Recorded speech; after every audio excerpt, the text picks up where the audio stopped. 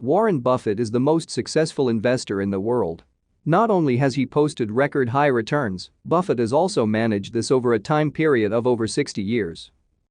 It's a testament to Buffett's ability to think long-term. But Buffett doesn't just spend his time thinking about securities either. He spends a great deal of time thinking about how we can live better. We see this in an anecdote from one of Buffett's employees. The story goes that Buffett one day approaches his pilot, Mike Flint, after realizing that Flint had worked for him for the past 10 years. He wants to discuss Flint's career goals and how he can help him achieve them.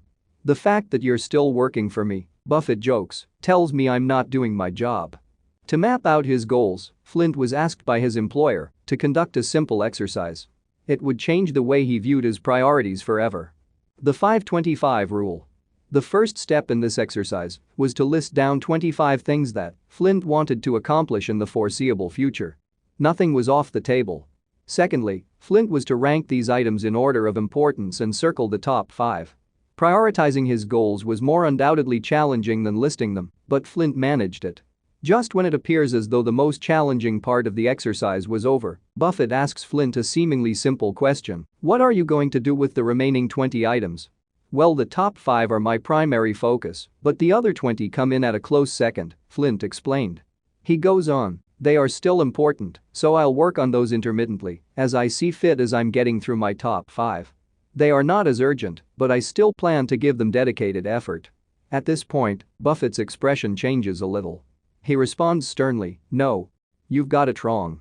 Everything you didn't circle just became your avoid-at-all-cost list. No matter what, these things get no attention from you until you've succeeded with your top 5. Avoid at all cost?" Flint certainly wasn't expecting that. The importance of selective focus. There's more competition for our attention than ever. Choices have never been more abundant than any other in history, and it's unlikely we'll be constrained anytime soon. In fact, our options are likely only going to expand as we advance further into our careers.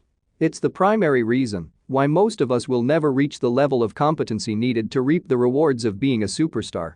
Each time we pursue a new course of action, we incur an opportunity cost. It takes our time and attention away from the things that are most important to us. Your odds of success improve when you direct your focus into a singular pursuit. You have to double down on a few things and rack up the hours trying to get really good at that. It's what Cal Newport calls the craftsman mindset in So Good They Can't Ignore You. Craftsmen often start off as apprentices to a master and spend years learning the basics. They then become journeymen, where they add their own style and tastes to create work with little nuances. That's when they finally attain mastery. They don't get distracted by the latest fad or jump from one interest to another.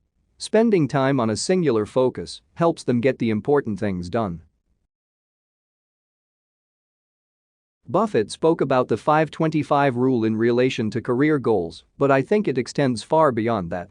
We can attain the same results if we apply it to our health, relationships, and personal goals. Will you really get around to it? The corollary seems to be that we're forced to lead boring lives without options, but that's not true. The 5-25 rule's only requirement is that you finish the top 5 items before moving on to item number 6 and beyond. Think about all the things you have wanted to do. You might want to master another language, play a musical instrument, start your own business, practice a new martial art, travel around the world. But for most of us, we never really make any progress. It's a sign that these items on the list aren't really important to us. Most of us pick these items because they provide some form of benefit. And while they are nice, they don't sufficiently motivate us to follow through. For example, it's cool to be able to speak 10 different languages, but spending your weekends learning the rules of grammar is not very exciting. Because it's not too high on the list of our priorities, work and family are more important than being a polyglot, we do this only in our spare time. That effectively means a single goal can take months, if not years, to ever accomplish.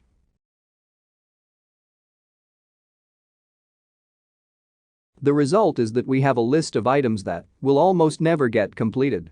This list only weighs on our mind and fills us with stress, guilt, and overwhelm. It's a result of the any benefit mindset. Pareto's principle, better known as the 80-20 rule, tells us that the majority of outcomes are driven by a small number of things that we do. chances are that anything that falls outside your top 5 will have little impact on your life. Rather than add on, take the time to eliminate. The 5/25 rule is yet another example of how simplicity makes life better and easier.